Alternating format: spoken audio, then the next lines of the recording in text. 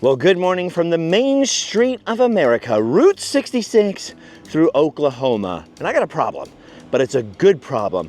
There is just way too much epic stuff on Route 66 in Oklahoma. I know if you're one of those coastal people, you think, Oklahoma? What the heck is in Oklahoma? Everything rattled, gas stations restored, Route 66 motels, museums, tiny small towns with epic big history. And the problem we're having is that we're on a Route 66 trip with sort of a deadline to get home, and there's been so much epic stuff in Oklahoma. We've been slowing down, we've been checking out all this stuff in detail, and now we're way behind even the loosest possibility of a schedule. But the good news is Route 66 is gonna be here for a while. We are still a year and a half out from the 100th anniversary, and they are adding new stuff all the time, which means I have all the excuses in the world to come back. That doesn't mean we're not gonna see some epic stuff today on Route 66 in Oklahoma as we make our way to Kansas as fast as possible. But first, we've gotta get to Tulsa. Of course, we're still taking old Route 66 to get to our destination, and yes, we had to stop at the world's largest gas pump. Pose for a picture, boy. You don't see a gas pump that big every day. But we just discovered something's happening today. We're trying to catch, so we're making our way as fast as possible to Tulsa, Oklahoma. Dude, I feel like I never get to spend enough time in Tulsa, Oklahoma, because there's so much here. It's packed so dense with old historic stuff and cool little art districts and multiple routes of Route 66. But one place I have always stopped and will always stop is here, Bucks on 66, home of the epic Buck Adam. Now, by the time you see this video, Buck over here is gonna get a girlfriend. Stella Adam is coming. She's gonna be on this pad right past Buck Adam. And my friend, Mary Beth Babcock, took over this little old-timey gas station, which was just a little rotten old gas station that had been abandoned, and turned it into Buck Adam's Cosmic Curios. And look at this. This was her vision. Buck Adam, the space cowboy. He was the newest attraction on Route 66 when I first came over here and filmed him. I think that might have been 2019, but I can never remember. And somewhere down here on his platform, before he was even installed, I got my inaugural brick. So there's a brick somewhere under Buck Adam, literally with my name on it. Hey, I found it. It's just behind his left boot. Look at that. That was a present from all of you guys, from my friends, especially the ones in the Facebook group, the Sometimes Mob. Look at that, Justin Scard and Randomland, right here behind Buck's muscular rump over here, right behind his left boot. Okay, on Route 66 in Tulsa, Oklahoma, a little piece of Randomland. Now, I know Mary Beth's not in Bucks today, so we're not gonna see her. We're gonna come back and look inside of Bucks in just a second. In the build-up to Stella Adam joining Buck over here, and you would think that'd be enough. No, Mary Beth has opened another shop just down the road. Just gotta pass this pig over here, and you see that sign way down there? That is the world famous Meadow Gold sign. That neon sign right there is an icon, not just of Route 66, but of Tulsa in general. And just beyond it, in that building over there, yeah, I don't know how easy it is to see, but the building the Meadow Gold sign was on is now gone. But they built this sort of facsimile version to put it on top of. It's kind of a very big sign of, hey, you should park right here and check that out. There's the Meadow Gold sign right there, and just behind it, almost in the shadow of it, well, in the early morning, it would be in the shadow of it, is what I think is another one of Mary Beth's creations. We're at least meeting her here. It's Meadow Gold Macks. This is my first time in here. I don't know what it's all about. Oh, there she is. It's the mother of the Mother Road, kind of. Hello. You said this wasn't a plan to open this place. Well, what happened now? So, okay, so I have Buck Adams, and this gentleman, Aaron Meek in the neighborhood, he showed me a picture of this lumberjack, and I said, what? And he said, I've had this for 2 years in my warehouse. And I was like, you're kidding me. And he goes, I thought I'd be stepping on your toes. I said, no. He said, where should I put it? And I said, right down the street. And then he came back and said, why don't you open a store in here? That's amazing. It's Mac's fault. So you accidentally ended up with two Muffler Man shops. Yes. But they're back to back. It's awesome. Right, You've created a whole district. I love this. Oops, but exciting. Yeah. So Meadow Gold Mack, the friendly lumberjack. Okay, Mary Beth's gonna give us the fast tour. Okay, you are in the Meadow Gold Mack booth right now, and I'm gonna give you a tour. Come on. Okay, so this is just all the fun Meadow Gold Mack merch. We've got artwork by local artists. We've got hats. We've got mini Macks. We've got stickers. You know, the whole thing. And then come back here. We've got Book Space 23. This is Dan Reif, all vintage books about Oklahoma, Tulsa, Route 66, all kinds of things. You've got This Land Press and Center for Public Secrets. There's some killer books, more books about Oklahoma. One that I love, it's America's Black Wall Street. It's all about the Tulsa Race Massacre. And so cool. he gives the most incredible walking tours downtown. So this incredible book, America's Black Wall Street. Okay, keep coming. Moonlight Art Factory, she does paint by number kits. You've got the Blue Whale, you've got the Golden Driller, Phantasmagoria from the Bell's amusement park that is no longer there. She's super fun. She teaches classes too, like paint by number classes. And then this is my old store, Dwelling Spaces. Oh, it's back. So I had it downtown for 10 years. This is where it started, and this is where the love for Route 66 started, because we were on the old alignment of Route 66, and where I met Michael Wallace, the voice of the sheriff in the Pixar film Cars. Yes, he is amazing. Then we've got vintage items, Fanny's Attic. You never know what you're gonna find in here. You're right, you might find a beautiful steer, and you also might get a bowling trophy. You know, you just don't know. Okay, let's keep going. Love Me Two Times. This is the Love Me Two Times outpost. I mean, you've got a so cute fluffy puppy. You've got Barbies in the dollhouse. Magic. That's so cool. A lot of magic, more magic. Willow Bay. Check this out. This isn't vintage, but it's a local artist, Ashley Carver. And is this not the coolest? Is it like, It's like needlepoint? Yes. Wow. Felt needlepoint. It's a cowboy roping a cow up into a UFO or something. Then you've got Okie Bug Public. She does all these super cool books about Oklahoma, like bugs and birds and snakes and mice, oh my. Okay, tattoo artist. So he's on Route 66, black gold tattoo. And so these are all original pieces of art. And then he uses the stencils behind the art. It's really, really cool. Logan is his name. You've got BC Ski Pottery. Look at these. They're gorgeous. Route 66. And her company has a real cool story. It goes back to her grandparents. They started a pottery company back in the day. And so she is now using some of the tools from her grandparents to make this pottery. It's a pretty cool story. So the magic in those, could you imagine just carrying on that tradition in your family? Then you've got brand new Ace High Provisions right here. More vintage treasures. You never know what you're gonna find. This is Terry Barber Art. Her work, she'll do custom pieces. Look at these. Look how she incorporated the blue whale into this beautiful like mod piece. I love that. Look at that. Oh, and then look at these. Hot dogs. Blue whales. That's so cool. Leon Russell's, M&M eggs. This is what you need. This is so exciting. Okay, we've got to keep going, don't we? Bubba Flint, Bob Wills, Wanda Jackson, Leon Russell. Are you ready for the second half? I'm ready. Clean Hands Army. They do a lot of the big murals in town, like the Woody Guthrie mural downtown. And they've just done, their stuff is super fun. They get crazy creative on their work. And I was like, guys, we've got, some sweatshirts in here. He goes, I'm gonna come in and cut the sleeves off for the summer. I was like, perfect. They'll make it work. Of course, you got vinyl. You gotta have your vinyl records, right? Iron Butterfly. What else do we have in here? Oh man, good luck finding my records in here.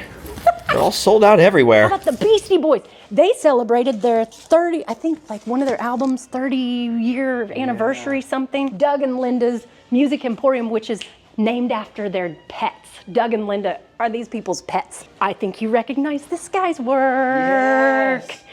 This is Josh Waddell of Three Bulls Upcycling, and Josh is the one that's made Stella's ray gun and her jetpack. Yep, I had one of these robots for a long time. I ran out of space and had to sell them. Then I moved into a house where I could have kept him. Ain't it always the way? They're tiny, teeny, teeny, teeny. Look at this crazy guy. What? What? Are you familiar with the TV show Reservation Dogs? No. So all shot here in Oklahoma. Sterling Harjo's the director. And these, like the kids in the show, one of the kids, Lane, wears the Bigfoot Oklahoma t-shirt. He's doing a show right now. So Sterling Harjo, his company is called Crazy Eagle Media, and he's doing a show. He just shot a pilot with Ethan Hawke, and it's called The Sensitive Kind. So we're waiting for that to get picked up. So cool. Fingers crossed. We love Bigfoot. More vintage, Cowboy Buddy. She was gonna be called the Dog and Pony Show. Oh, I get Dog it. and Pony Show. Get it? Owen Place Vintage. Come on in, have a seat. Stay a while. Creepy. So this is what's cool too. Like the guy that has this, he also works here. So you've got people that are invested in the business because they're selling their things in here too, and it gives them a place to sell. Candles will be coming soon. Bex, she makes cool art. She's got this new series going here with these cowboys and kind of Western horror stuff. Dalen Goods. So this is a combo, two guys. One's a photographer, incredible photographer, Tim Landis. And then he also sells books. And look at these. You've got the Desert Hills Motel, which is right down the road on Route 66. The Meadow Gold neon sign. Look at that. See, that's what it looks like at night. Yes, gorgeous. Piggy Stardust. Piggy Stardust. Over at Buck Adams. Yes. Piggy Stardust. Yes. Okay, and then this one is, we're almost through. This is a combo of three different people. You've got Kane's Ballroom, which is a historic music venue. You know, Hank Williams played there, Bob Wills, the Sex Pistols played there back in the day. But there's also vintage items and then super fun, different Route 66 items in here. You've got, check this out, cool little Midwest, and they're doing different styles on the shirts. That's so cool. Look at this one. This one that says, like a magic 8-ball, outlook good on Route 66. But Buck's Vintage, so this we have a full store of it, but we thought we'll put a little taste of it over here. So you're in Oklahoma, right? So you need cowboy boots, cowboy hats. Let's be the whole part. I mean, could you see us in those? Oh, and then we gave this space to the Meadow Gold District. So we're, as a district, we're trying to create a whole group with all the businesses. So any money that's made from these go to the district to help with that's cool. Lights for the neighborhood, or just better kind of helping the neighborhood. And then right over here, last two, Tangible Omens. She's another one, Julia. She works with me, and I love her. She's the brain. She's like the money girl. She does all the numbers, spreadsheets, all that fun stuff. So she just takes these cool old containers, puts her cactus in the containers, wow, right? That is cool. It's like, just get creative. I thought you were gonna grab it by the cactus for a second. I was worried. And the final, ice cream. You gotta have ice cream on Especially Route 66, right? Big Dipper Ice Cream, local company. And that's what I love, the fact that we can have all these local artists, local vendors, and we can help support them. And then they, can grow. Maybe one day they want a brick and mortar store, but this is a good way for them to start. And I have fun. Okay, what I love about you is that I feel like you're the next generation's angel on Route 66. I feel like you're like one of the Route 66 rock stars, one of the patron saints. And I love that you've incorporated all these local artists. You're giving other people a start. But what keeps you going? What keeps you motivated? Because you're always so happy. I think all the other people and meeting people like you and just helping, giving these people a place to sell their things and hopefully they can grow from this. It's just so awesome. We just have fun this way. I just get excited every time I come through, and like I said, I get jealous because I don't have a place. I kind of wander through everywhere, and I never get to build anything. I feel like it's you're kind of like with Route 66, the ribbon that ties everyone together. I'm like the dust blowing down Route 66, but I love that you're building something that I really think will outlive both of us. Like it'll Yes, just be here, I yes, hope, for a yes. long time. Yes, if we could get more and more younger people to get out and travel the road and come check it out. do these adventures. Look how cool this store is. And I love that it's like, because at Bucks, you're so limited. It's such a, what was the gas station? What was? It was a Pemco gas station. Pemco gas station. 1953. And it's tiny, like, I don't know how many square foot it is, like 500? Is it 350. really even small? It's 350 square feet, so you don't have that much room. No. But you always crammed it with local artists and local stuff, and now you have Yes. like a little space to spread out. So where is Meadow Gold Mac? Is he outside? I didn't even see him, or is he not here yet? It's a big secret. He's in a warehouse. Okay, so he's coming. In Tulsa. So Stella's coming. Friday. And then, yeah, and I'm gonna miss it, which, and then Meadow Gold Mac is coming when-ish. Probably Do we know? the end of July. We want to give Oh Stella... my gosh, so you're gonna have 2 in one summer.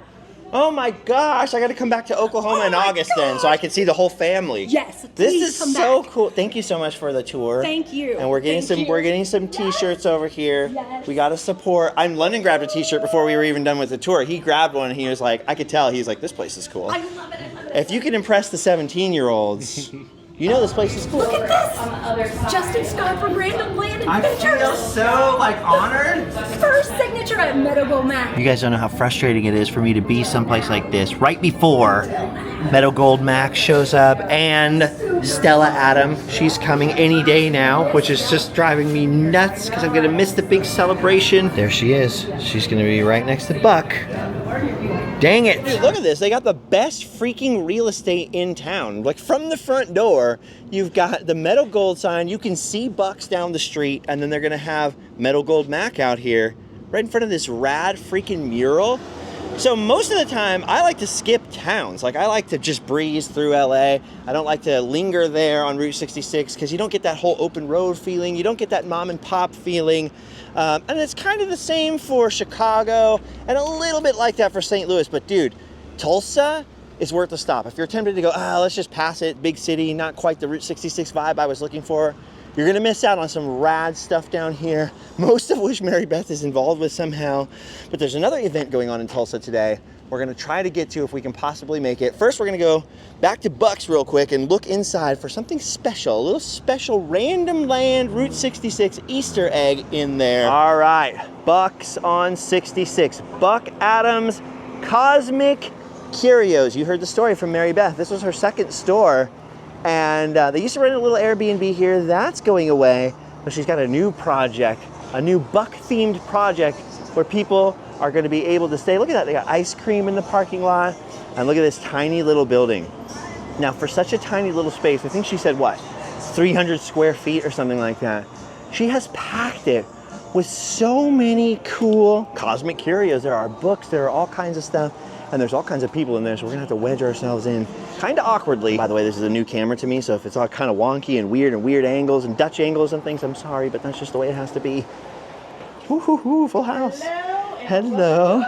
Hi. Hi, how are you? Good, oh my gosh. Oh, are you Justin? Yes, Oh, hi, we were Justin just and down Mary Beth. Melissa. Hi, Melissa, Oh, nice to meet you. Did you see Mary Beth? Yeah, and we Okay. saw the Max and everything. Okay, she So told me I was supposed to let her know when I'm you came, looking for, so- there it is, look. There it is. Buck's got the window smashed out randomly. So I carved, he's sort of 3D, you can't tell. It's one of the first 3D carvings I ever made. I made this Buck Adams sign. I made it for her to sell, for a fundraiser, and she was like, I'm not selling it, I'm gonna keep it in here. So there it is, look, a little piece of me on Route 66 in Buck Adams. Look at all the freaking stuff in here. This is epic, look at that. Ah, so much good stuff. This is the problem though, now she's got all these stores that have good stuff in each one, and it's gonna be hard. Oh, we're getting that. We're getting a freaking plush Buck Adam. It's gonna be hard to know where to buy stuff and where not to buy stuff. I'm gonna have to save all my money for Tulsa. Every time I come through, oh, there's the Golden Driller. We're on our way to see him next. Come to Bucks. Come to Bucks and get something cool. Give a buck. Look at this. The Stella merch has already arrived. Yes. And we're not gonna be in town. I'm so frustrated, but I'm gonna grab some sick sticks. Gotta grab $2 over here. And then that's it. We'll head on down the street for the big event. Okay, I don't know how I forgot this, but this pig right here, who's originally from New York, and then came via American Giants, which we'll have occasion to talk about, I hope, later on this trip. He's called Piggy Stardust, okay? Now, I don't know if you guys know this, but Ziggy Stardust and the Spiders from Mars, dude, The Rise and Fall, one of my favorite albums of all time. David Bowie, Ziggy Stardust. So Piggy Stardust? Piggy freaking Stardust? Are you kidding me? All right. We got to move on down the road. We have a lot of stuff to see today. I know you don't like standing out here. It is baking. I mean, when the locals are telling you, oh yeah, it's hot, we can't go outside, we'll die, you know it's actually warm, which is why I'm stoked that our next thing down the road, down old Route 66, should be at least partially, hopefully, an indoor event, because we're going to something I've never been to before, something called Route 66 Road Fest. All right, we're here at the Expo Center in Tulsa, the SageNet Center, something like that. And speaking of big, huge things, look at this. This is like Buck Adams' great Tulsa granddaddy. Would you look at the size of that man? This is the Golden Driller. Dude, he's gargantuan, 76 feet tall, one of the tallest statues in America. The original version was built in the 1950s by a Texas oil company for an expo out here in Tulsa, which is sort of the oil capital of America. Lots of drilling and stuff. Drill baby drill is a favorite phrase probably around here. I don't know. I'm just making that up off the top of my head, but look at the size of that guy, man. Nothing better than a man who knows how to drill. Look at him. This is a Route 66 icon as well. Lots of travelers on Route 66 who love roadside architecture and weird things come by and see the Golden Driller. I've been by him many times, but I've never been in the Expo Center. And today is obviously the perfect day because they're having the Route 66 Road Fest. Dude, look at the size of that shoe. It's the only guy in town with bigger feet than me. I'm a size 14, guys. Hard to find those kicks. All I know about the Route 66 Road Fest is that it's sort of a Route 66, road trip convention, and that it's been going on for about 3 years. So because it's sort of a post-COVID event, I actually haven't had a chance to be here. And so now that we're really unlocking, London's getting older, I have more free time. I hope this isn't my last time coming to it. But everybody's, every year, you gotta go to Road Fest. You're gonna be at Road Fest. Oh, and it feels so good in here. The air conditioning, such a welcome relief. Here we go, we're gonna grab 2 adult tickets. That's so weird, you're an adult. 2 adult tickets. Whoa, I've been to a lot of conventions, man. Star Wars conventions, Disney conventions, comic book conventions, even art conventions. But I've never been to a Route 66 or road trip themed convention. Look at AAA is out here. I think they're one of the big sponsors. Look at this, rent a realistic dinosaur. Weird. Look at that, they got the big fiberglass dinosaur egg. You can stuff your own animal. Oh, look at this, you got Susie's Quilting from Oklahoma. Tulsa Oilers have a little thing out here. Wow, lots of cool crafts and stuff. A lot of these places, or people really, will have businesses or will sell their crafts on or adjacent to Route 66 or in Route 66 towns. So this is really, really cool. There's activities for the kids. Whoa, and look at this, a Route 66 themed mini golf course is set up over here. I see tons of cool references to Route 66, not just in Oklahoma, but everywhere. This is awesome. Spoiler alert, here's a Route 66 icon that we should be seeing today. Look at this, look at these fine art prints of Route 6. Man, we've seen a lot of these locations in the last couple of days. This is really, really, really cool. Dude, look at these. Check this out. There's a business called Route66RoadRelics.com. They got a bunch of stickers and stuff here.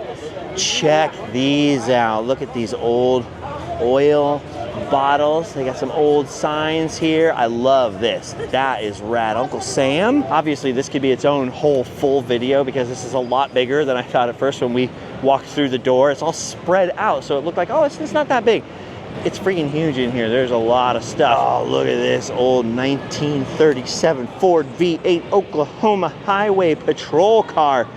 Dude, they don't make them like they used to. I have a friend, actually it's Spike from Spike's Breezeway Cocktail Hour. He was telling me like he worked a little bit in the auto industry and they have so many regulations now for bumper height and this and how cars have to be built. That's why they all sort of look the same as each other now, because I was saying, why doesn't Chevy just do the old 57 Chevy body if it's so classic and so popular and then put modern guts on the inside? You know, they'd sell 1 million, and apparently it would just be impossible because of all the laws. So more reason to preserve the old things, more reason. Okay, I keep seeing these rad booths that we're not entering properly. And I think what they've done here is they've set up a whole walk through Route 66, basically, like a whole attraction. We got to find the entrance, London. This is sick. Here it is. I don't know if you guys can read that. Look at this. There's a whole bunch of information about Route 66. We're starting with an old 1914 Ford over here. So a little pre-Route 66. And then 1920s, the journey begins. This is amazing. We can see Route 66 in the freaking air conditioning. It's triple-digit temperatures outside. Whoa, they got a whole Tudor Phillips 66 station mocked up in here. I'm now inspired to build something awesome. I just had the most amazing idea. And look at that. It's like they've got a whole Route 66 museum set up in this convention. Oh my gosh, if you live anywhere, Texas, Missouri, Oklahoma, you live anywhere where you can get to Tulsa next year, come check out Roadfest, because you can almost do like a mini Route 66 journey through these booths. Whoa, check out the 1930s section. And look at that, I love how it says Shamrock up there. A little bit of an Art Deco gas station in here. And I love this because they have people dressed up in 1930s outfits teaching kids about Route 66. And especially if you're like a local kid and you're growing up here, this is part of your history. So this is incredible. Look at that. Dude, it's got everything. There's paving completed from Los Angeles to Needles, California. We were just out there a couple weeks ago. And look over here, we were just here showing the ultimate 1930s filling station, the Conoco Tower out there in Shamrock, Texas. This is so incredible. This is not what I was expecting to find. No wonder everybody's like, dude, you going to Roadfest? Man, I might be going to Roadfest for the rest of my life. I remember being a kid in the 80s and it was such a big deal if your headlights automatically went inside your car. And here you got a 1937 Cord, not Ford, Cord automobile. They were already doing that back in the day. Look at that. Our grandparents and great-grandparents knew more than we give them credit for, man. They knew how to ride in frickin' style, that's for sure. Dude, that's so incredible. I can see 1940s, 1950s. I'm gonna go check these out right now, but I can also see a whole bunch of food back here, and I know London will get hangry if he doesn't go get some grub. So your excuse, you can go get some grub. Catch up with me on Route 66. So London went for the Philly cheesesteak earlier. I tried to get him to get the Frito chili pie, but he didn't want to go for it today. He didn't want chili sitting in his belly on the road, which I understand. I've never had a Frito pie, but I think I might want to make one when I get home. Now, obviously, we are actually living our own Route 66 Road Fest and traveling down the highway, and we got hours to go yet today. So we're breezing through here pretty quick, which means I'm missing a lot of information. I don't know who set all this up, but this is the most fantastic, amazing exhibit. And these sort of prop diners and gas stations and everything are insane. These are beautiful. Whoever did this, freaking kudos, man. This rules. Look, it's not just the buildings. They have people dressed up in period correct costumes, teaching the kids, teaching the people, the grown men, everybody, about the road. This is during the 1940s. And obviously one of the big things no one talks about that often, but one of the big things that made Route 66 what it is that we had so much military equipment moving through the country during World War II. And so America's highway there, America's Main Street, became a connecting link between all kinds of military outposts and supplies and manufacturers and things like that. Lots of GIs went down Route 66. I remembered it. It sort of created that first wave of Route 66 nostalgia. Ironically, it also killed the original Route 66 because, of course, Eisenhower saw the Autobahn in Germany and thought we need a much faster way to move stuff across the country, and then the idea for the interstate system was born, which would eventually, by the 1980s, completely kill off the original Route 66. Look at that. If that was on the side of the road, I would pull over for that. And now I get to see it in here in the freaking air conditioning. Okay, we got the 1950s, I think, right over here. Oh no, you're entering Coolsville. Oh yeah, the 1950s. Oh, here we go. Oh, look at the lady in the poodle skirt right here. She's swinging around. Look at this tile underneath all the information. There's Elvis over there. He traveled Route 66 quite a bit, doing his thing, shaking his hips to make his bones on the road in the early years when he was actually performing live all the time. Oh, you got the drive-in movies, Attack of the Crab Monsters, and that's what we got here for the 50s, sort of drive-in theater. Got a little flying saucer on there. And look at the old Woody. Man, this is cool seeing the old cars in here in the air conditioning where we can just sort of enjoy them without roasting out in the Oklahoma sunshine today. I never think about the history of road safety, but I love that art style from back then. This is crazy. You don't think about stuff we take for granted every day. Look both ways. Like, that had to be a thing someone came up with and taught people. All right, I probably started that clip a little too soon, but we're doing the 60s on 66. Look at that. Now, I'm gonna tell you guys something. Most of the people I see traveling up and down Route 66 are tourists from other countries, and a lot of them will land in Chicago and then they rent cars to go do their Route 66 trip. And the most common car they rent, without exception, and this is not just my bias because I own one, is a Ford Mustang. Obviously more modern than this 66 Ford Mustang right here. My dad had a 1970 Boss 302. It was black and white. It was like all white with black stripes, you know, when I was a kid. It was so awesome. Of course, he had to sell it for almost nothing back then, and now a wrecked one is 100 grand or whatever. Oh, it hurts the heart. But I've always loved Mustangs. But yeah, this must be the most common car to rent to go down Route 66. I'm sure it changes decade by decade, but the modern Mustangs, you see tons of them out there. Whoa, look at that Corvette. I'd trade my Mustang for a Corvette like this any day. That's because mine's old and all the foam and everything's coming apart. Check this out. Now we got the 70s and 80s when the highway was being replaced by the interstate and becoming a ghost road right here. So it says 70s and 80s, a bumpy ride. And check this out. Lots of information about what was going on in the time period, of course. Here we have this hippie lady with her van, probably following the Grateful Dead down Route 66. And then we have this. Is anyone nostalgic for this yet? This is weird because it's talking about the rise of science fiction in the 70s and 80s and Star Wars and everything like that. And so you got Bingo's Fuel and Fly here. You have almost your little Mos Eisley Cantina style building over here talking about 70s and 80s sci-fi. Not what I was expecting. Whoa, hello there, greetings. Welcome to our intergalactic souvenir shop. Oh, intergalactic souvenir shop. I love it. All harvested from Earth? Ethically sourced, authentic goods. I love it. Dude, was not expecting that, but did not hate it. Okay, this just keeps going. Look at this, 1990s to today. The journey continues, and this is where we would be, guys. We would be in here with the modern music that's gonna get flagged right away by YouTube. It is weird. I was thinking about my grandpa, who was a truck driver down Route 66 from St. Louis to LA in the 1930s, and thinking he could never picture videos like this in 4K streaming on YouTube. That's why it's a big mistake to think of Route 66 as frozen in time. I see this mistake all the time with old guys in Route 66 forums and Facebook groups and things like that. Always like, well, the real Route 66 is this, that, or the other. No, the real Route 66 isn't just a road. It's not just one road anyways, right? It's a bunch of little roads.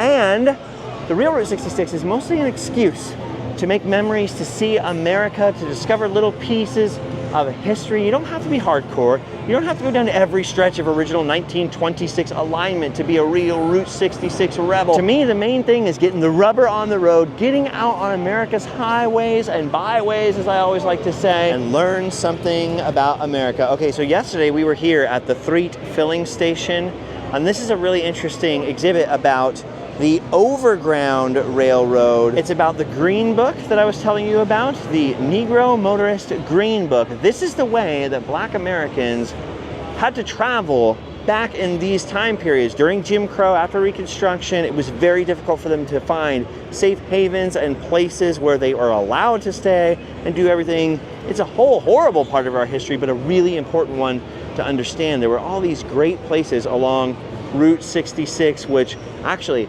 helped everybody and were open to everybody. There were lots of places that weren't. The Threet filling station is like my favorite story. We told that in the very last episode that we uploaded here. And there's this whole section here where you can talk to this lady in here, and you can sit in the car and take a trip with the Green Book and learn all about that. I'm really, really glad this is in here, because of course Tulsa is the home of Black Wall Street, which we didn't get to visit today because we're here in this place, and there's so much history here. African-American history, civil rights history, a lot of interesting stuff. So it's definitely worth Googling, definitely worth doing a little research on, or pick up that book that Mary Beth Babcock was talking about back there. It is seriously worth your time. This is cool. They have all these different authors out here and Route 66 legends, people like Michael Wallace and others. But down over here in this massive, huge wing of the building I didn't even see till now, there is an epic gigantic car show. Dude, would you look at the size of this place? Look at all those freaking cars down there. This is epic. Before we even get to that, I'd be remiss if I didn't show you that they have an old camping trailer and like RV and van exhibit up here. It's the Vintage Trailer Resort, and they're letting everybody walk through and inside of these trailers. Look, you got stuff from the 40s, from the 80s, and everything in between. Classic trailers out here. You see a lot of these out on the road, but it's not something you get to walk inside of every day. Check out this RV right here. I have never seen anything like this in my entire life. This is from Oklahoma. It's a Ford Co, which means cab over engine, COE. Look at this RV right there. Holy cow, 1947. I didn't know they were building conversion vans in 1947. That's amazing. Dude, now the car show itself was freaking massive. It was freaking epic walking around through it. Obviously they had tons and tons of muscle cars, just row after row of muscle cars and sports cars and customized cars. It was amazing, including a 1970 Mach 1, very similar to my dad's 1970 Boss 302. They also, of course, have tons of classic cars and vintage cars and hot rods, you know, all those postcard looking vehicles. Look at this guy over here. That's a beauty, and look at that thing. Ooh, an Invicta. Man, I didn't used to know that much about cars. It was actually traveling Route 66 and stopping at little car museums that first taught me about them. I mean, I still can't fix them. I still don't know anything about the engines. I'm just not the most mechanical guy in the world. I can barely operate this camera, let me tell you guys. And like when you're younger, anything you don't really understand or know a lot about, you're like, whatever, I don't even care anyways. But the older I get, the more I actually like checking out things and the more I appreciate things that I don't understand and I don't know a lot about, because that's the fun of life, right? Learning about something new, which is why I've dragged London out here, not just to the Road Fest, but to the road itself, to learn something new. And we're gonna have to leave the Road Fest now, because as cool as this is, as much as I'd love to hang out, we're not doing a Route 66 festival, we're doing Route 66, so we're just gonna snapshot most of today because we have a lot of miles to cover. We have some rad stuff to check out. All right, Route 66 Road Fest was cool, and obviously there's so much to see in Tulsa, but we are going to be barreling down the road now, because not far outside of Tulsa is another crazy unbroken stretch of Route 66 that goes all the way to Kansas, our next state. And there are so many epic things along the side of the road that we're going to be checking out today, and at least a few we want to share with you, including maybe my favorite spot on the whole Old Mother Road. We're back at the Blue Whale of Catoosa, one of the most famous roadside attractions or pieces of roadside architecture in the world, much less, of course, on Route 66. And there have been so many changes in the last 4 years since I've been here. For one thing, you can actually see the whale so much better. And when we were standing there on the other side, looking at the other side of the old Blue Whale of Catoosa, you can actually see him instead of just seeing trees. It looks like the whole property, the whole area around the pond, around the blue whale, has been totally cleared out in a good way. Look, you can see people walking back there. They got their fishing poles. They're gonna go fishing. And that's the way it's always been here at the Blue Whale of Catoosa. This was once a very popular picnic spot. Well, actually, it's still a popular picnic spot, fishing spot. It was a swimming hole locally, even before there was any kind of attraction here. But the story behind the Blue Whale is very interesting. It was built by a guy named Hugh Davis in the 1970s. But even before that, Hugh Davis was a zoologist and a zookeeper at the Tulsa Zoo. And it wasn't until he retired that he was looking around his property here that had the old swimming hole and stuff like that. He had a brother-in-law who was full Native American who opened a trading post across the road. And he's thinking, Route 66 goes right by my property. I'm a zoologist. Why not open an attraction of my own? And so, right over here, actually, back behind the Blue Whale, in an area of the property you didn't used to be able to even basically see, he opened an attraction called Nature's Acres. Now, Nature's Acres was all located behind this arc, which is standing in the parking lot of the Blue Whale right now. Now, right away, you're gonna notice this arc, but this arc actually came later. Nature's Acres was located behind this arc in the parking lot of the Blue Whale of Catoosa, back in this area. And even the last time I was here in 2019, This was like really thickly wooded and overgrown with all kinds of bushes and weeds. You were strongly discouraged from entering this part of the property. Like you could look but not touch kind of a thing. And I can just remember all these crazy trips out here where I had to work my way between the snakes and the bugs and the birds, through the trees and bushes and spider webs, just to come and see these weird leftover relic mushrooms created by Hugh Davis and that were located in the old Nature's Acres animal attraction. And this is amazing because now I can actually see that it's a whole ring of mushrooms, which is probably the way it was set up in the first place. You can actually see clear through the property and truly get a sense of just how big it was and how far back it extended. And look at this, here's one of the old cages here. It is pretty solidly constructed, so it still survives. I'm not sure what would have been in here. Possibly birds. It's pretty tall, but as you can see, it is looks like you could have held water down here. Now, Hugh Davis had alligators out here, I believe. He had all kinds of different critters and creatures, but I know alligators were one of the big ones. And I'm not sure exactly what was in this cage. It's been a while since I was looking into it. You know, I wasn't thinking about it this morning, or else I would have brushed up on my Nature's Acres knowledge. But I'm just glad this is here because the last time I was here wandering through the forest, there were way more cages out here still, but they were in all kinds of stages of disrepair and totally falling apart and totally falling down. Like this spigot right here would have been in the middle of all kinds of bushes and crazy stuff. So unfortunately, it looks like they've had to clear out some of the old cages as well as the trees. But look at this. This whole park area is open now.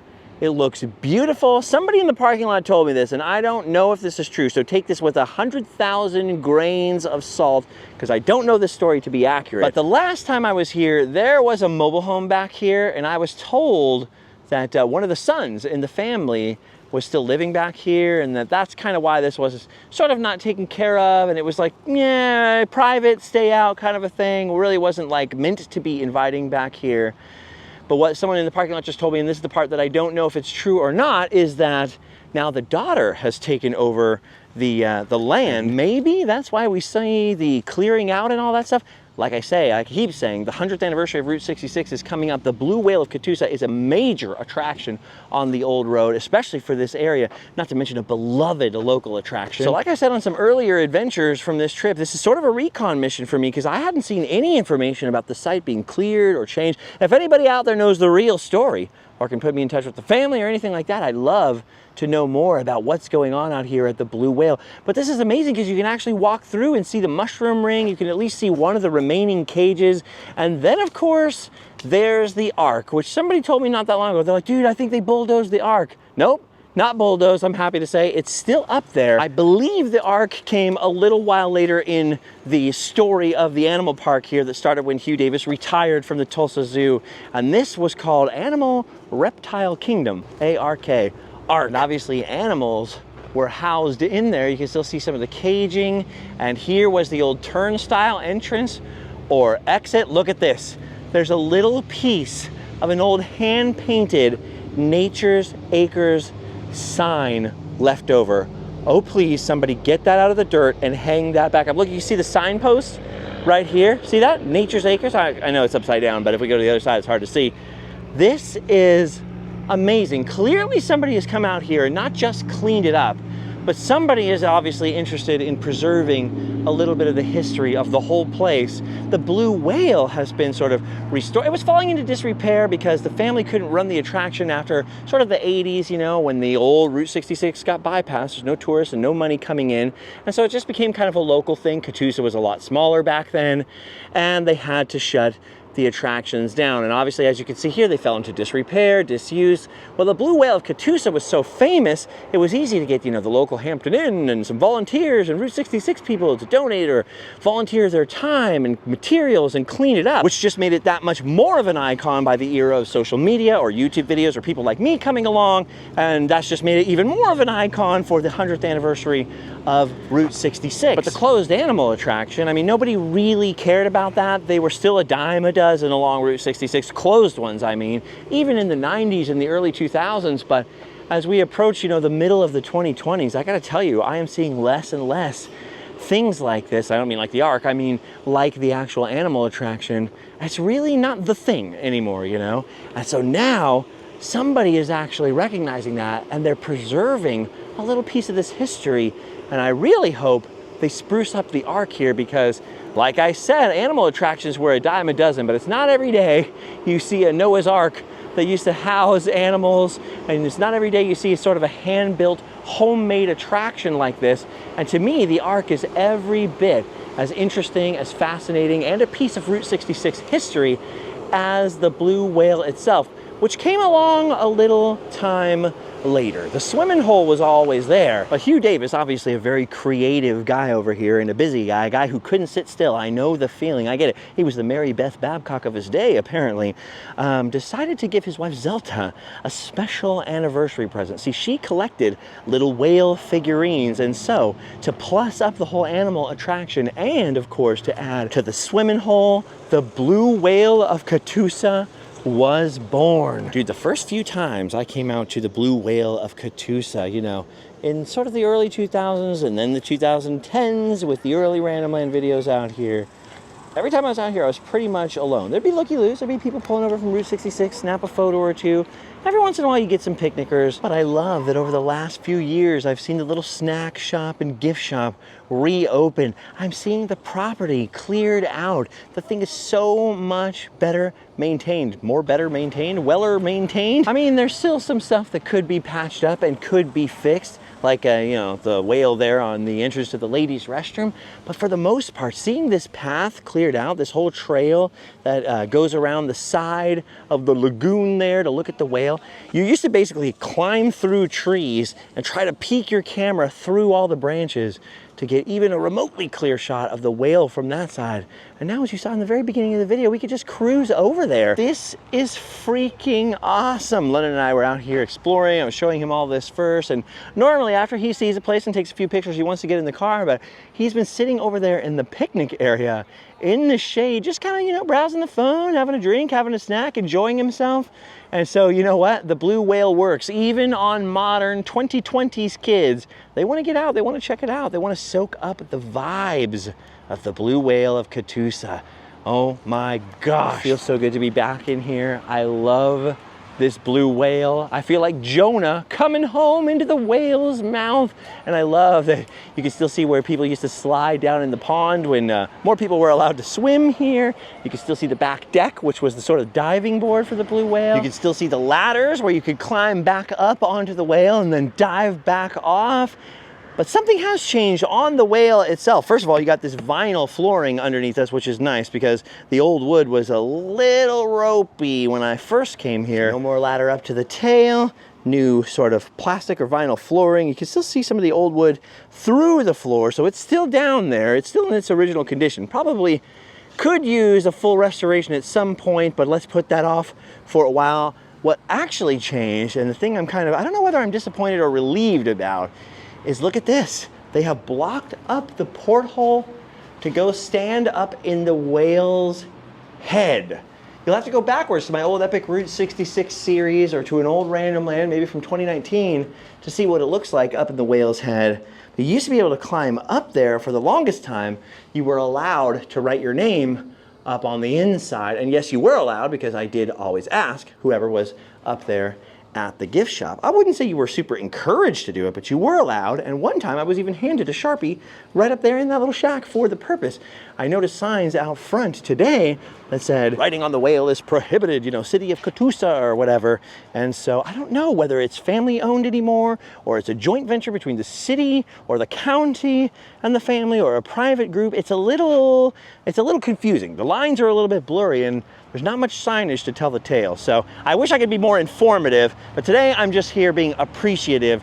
Not only that I'm here at the freaking Blue Whale, the best thing ever, like my favorite roadside thing ever, but also that I finally got to bring London out over here. And I wasn't sure I would even have any room or time to film the Blue Whale of Catoosa and the amazing old concrete little whale tables. Look at the little treasure barrels for seats. Look at that. I love all this homemade architecture. But I was telling London earlier, like, you have to come here with me, because this is one of the places I saw in an old book about roadside architecture when I was a kid, younger than London, before I could even drive. It's like, whatever.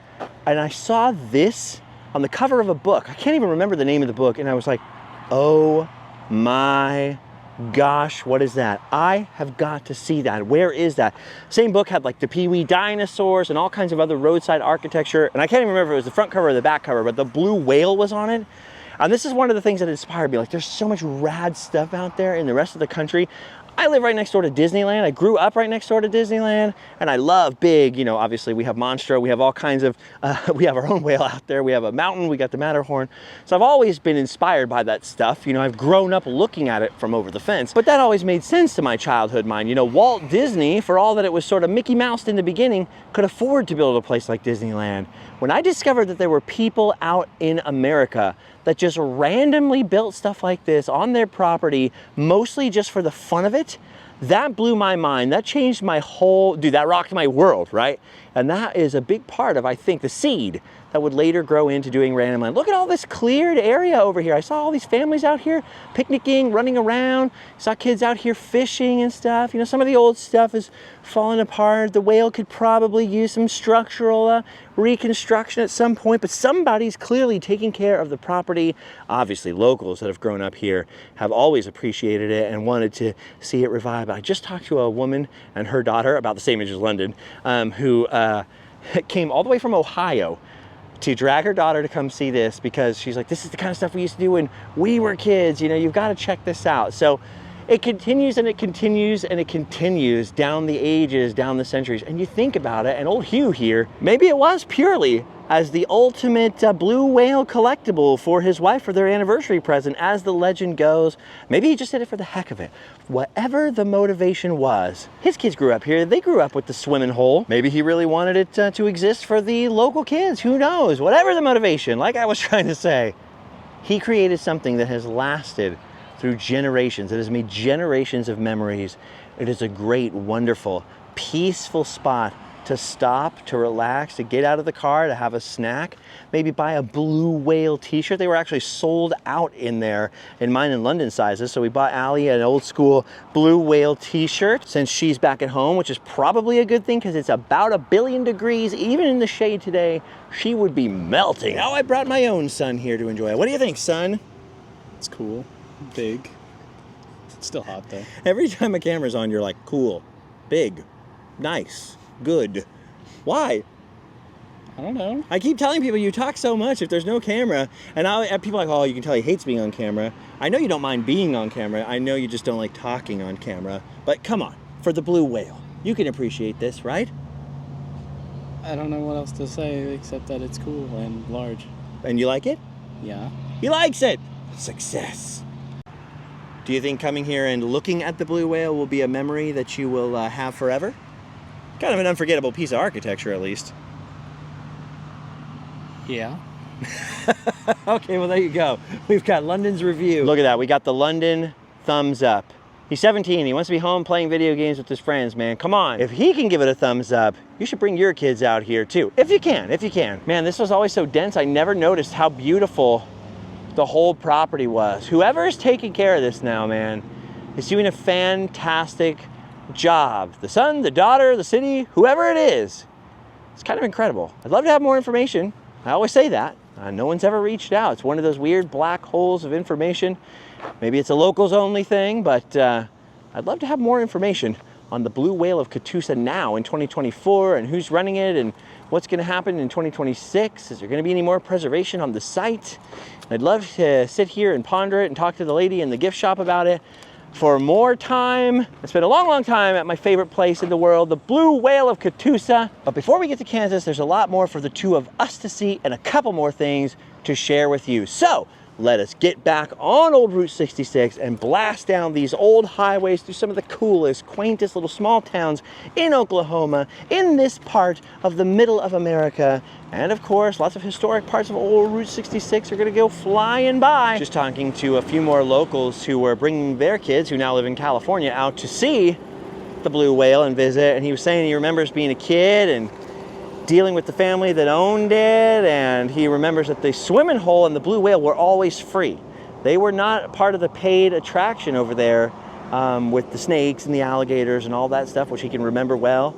And of course, he can remember the old trading post across the street that the brother-in-law ran. His name was Chief Wolfrobe Hunt. He was a full-blooded Acoma Indian, which is really crazy because, you know, the Acoma tribe, Sky City, that is so awesome.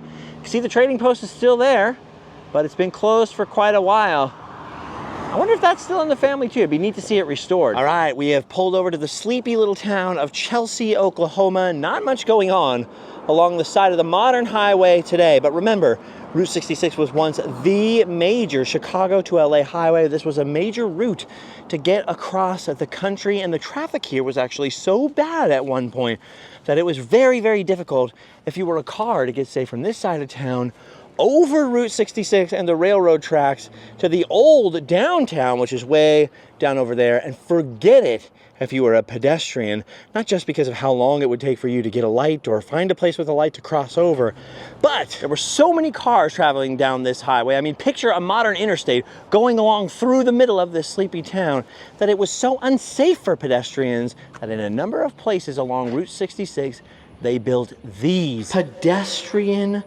underpasses. Now, many of these were actually filled in when they weren't used anymore.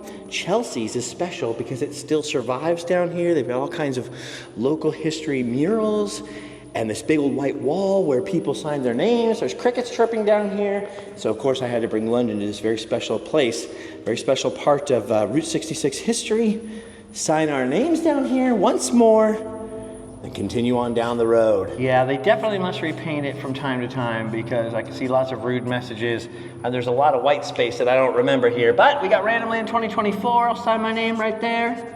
And we become part of Route 66 history, at least temporarily, till the next repaint. We've seen the pedestrian underpass in Chelsea, Oklahoma, the only town on 66 that's ever given me sort of weird vibes. We saw the Big Chief outside of the Western Motel, and of course Big Bill outside the Highway Cafe. I'm starting to see that rock architecture that reminds me of Missouri. We're going through all these beautiful little small towns, but here's the thing. I just want to stop at every single thing there is to see on Route 66. I mean, everybody thinks of me as a Route 66 guy, and I am a Route 66 guy, but we had a pandemic in the middle between my big series on Route 66 where we went from LA to Chicago to LA and filmed all this crazy stuff, you know, spent more than a month just going inch by inch down the road.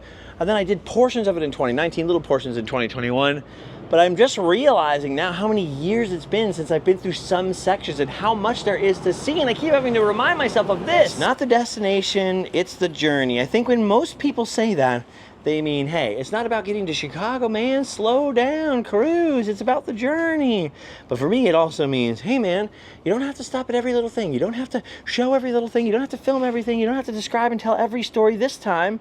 Remember to enjoy the journey. Enjoy the journey. So in that spirit, I thought we were going to show a lot more stuff at the end of this video. But we are running out of film. We're actually literally running out of memory card space. This turned out to be a lot longer than I ever imagined it would.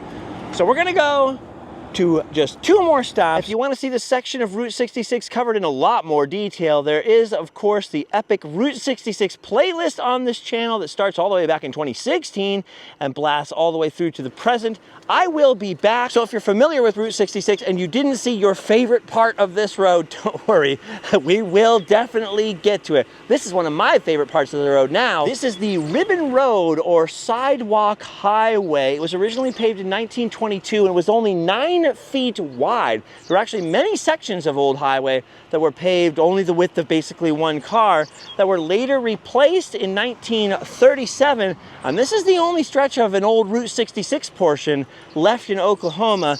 One of my favorite little things to see. We've seen it before, we'll see it again, but had to at least stop by real quick. It doesn't look all that narrow at first because the road itself is obviously wider now, this little farm road, and it's gravel on either side. In fact, gravel often covers the entire Ribbon Road or Sidewalk Highway, but you can just see it's only the width of 1 modern car. We're driving a little RAV4, it's not even that wide.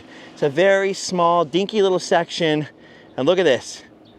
Mostly used for farm travel now. We got lucky today because sometimes it's kind of crowded with Route 66 travelers, but not at the moment. That's why it's one of my favorite little spots. You gotta search for the Ribbon Road. It'll come up in most of the map apps now, which is nice because the first time I tried to find it, It was not easy, and in fact, this thing was all covered with gravel to the point that I had to pull out a broom. I went to Walmart, bought a broom, came back, and had to sweep off the road just to see that original ribbon stretch. Obviously, there's asphalt on top that's new. That concrete, that's original, 9 feet wide. The Sidewalk Highway. Okay, guys, we cruised into Miami, Oklahoma, and I've been keeping this going on fumes because I wanted to show you London eating at Wayland's Hamburgers over here. The cuckoo hamburgers, look at the little cuckoo bird up there, and this was sort of like a cuckoo clock, the whole building. It's a kind of famous Route 66 thing. I have celiac disease, so I can't ever eat out at places like this. So I was super stoked for London to go. Unfortunately, they're closed today at like 4 p.m. We didn't make it. So London is going over and getting himself some Taco Bell next door. Anyway, as you can see, the shadows are getting long. The sun is going down. We still have a couple hours to drive to where we're going to hotel and sleep well. So I'm only gonna make one more stop, and there we're gonna say farewell for this adventure. It's just a little ways north, the childhood home of Mickey Mantle, the little town of Commerce, Oklahoma, which has this Allen's Filling Station, otherwise known as the Hole in the Wall Conoco. Look at this place right here. It is half of an old Conoco station built right up against the wall of another business to share space. This thing has been here supposedly since 1929 to 1930, built by a man named F.D. Mitchell, as I think it says on the sign over here. It's been a while since I've been here. I was here in 2019 delving a little deeper into the history here. And the cool thing is right across the street, that, my friends, is Dairy King. Oh, I know what you're thinking. Did Justin just misspeak right now? Did he mean Dairy Queen? No, I don't mean Dairy Queen. I mean Dairy King. And again, this is all stuff that maybe we've seen before on Route 66, but one, I can't get enough of it. And two, this was all about bringing London out to see it. Plus, I'm still doing recon out here, you know? What's changed? What's different? What stayed the same? And this is another cool spot because the very old alignment of Route 66 comes through town here. It's cut off by a later alignment and then makes this hard right turn. That's why they would rebuild the alignments multiple times to take out hard curves like this and make the road easier to follow over time. And it's great because you have the Dairy King, you've got Allen's Filling Station right there, and then look at that little Main Street USA. You know, most people see decay, they see old stuff falling apart, but I'm telling you, all down Route 66, all along the road, everywhere we go, what I see are possibilities. And Mary Beth earlier, that should be the ultimate example of buying some busted up old closed gas station, something like this, or an old building that seems like it's on its last legs, like, oh, who would do business there? She opened up some place, came up with a creative mascot, and literally changed the landscape of her town. And I got a pro tip for anyone thinking of starting a business on Route 66. Don't call it Route 66 anything, because we pass hundreds of Route 66 barber, Route 66 gas station. That might be cool if you're just counting on the locals to come by, but think about it. The Jackrabbit Trading Post, that's legendary. You know, the El Rancho Motel, Buck Adams on 66. You can add a little on 66. Dairy King. You know right what I'm talking about if I say Jackrabbit Trading Post. If you ask me what my favorite place to eat is and I say the Route 66 Grill, you're gonna go, where's that? You know what I mean? So if you're thinking of opening a business, I'm just saying, pro tip going forward, find a little unique thing. Find something that makes it unique. Find a unique name or something like that. It's just something I've noticed along the road that those places tend to do a lot better and stay open a lot longer. Anyway, we're done. We're cooked. This went way too long, way too deep. Expect a couple of shorter videos. We've got to get to Chicago. We got to move along. You're tired, I know. You like that Taco Bell? Yeah. Full? Happy? Yeah. Okay, full and happy. But you want to get driving. Bed. Bed. Bed indeed, my friends. We've done our duty. It's time to go home and sleep well. Remember, you can help me get back to all these places and make sure I come back to places like Commerce, Oklahoma, do a little more in-depth history in our normal Randomland episodes, and more trips and more adventures across America, documenting little places, little faces, towns, and stories by joining our Patreon, checking out our online store. Hey, buy a new copy of my book. But the most important thing, I really mean this, is just share this video with 2 or 3 friends and you go, dude, I think you'd like this. Check this out. Look at this little place. Look at these little things. Look at these stories. Look at these places. And of course, we love it when you go and visit someplace like Buck Adams. Say hi to Mary Beth for us.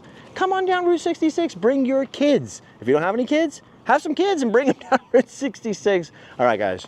London, you and them, you and me, we've done our duty. You can go home and sleep well.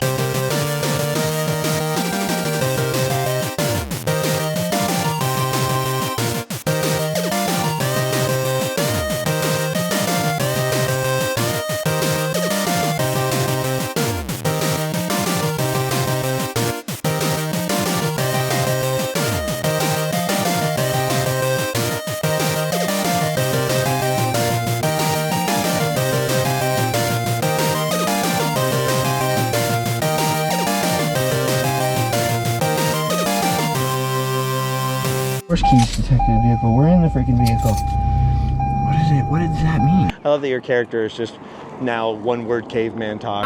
Okay, I get to be the first signature. First signature. But my signature's big and messy. Yes, It's such a big Sharpie. please do. We want it big. Look at this. Justin Scott from Randomland I feel Adventures. so honored. First signature at Meadow Gold Macks. Ah! Oh my gosh, this is so cool. There we go. I And love bucks. Max. That's so cool.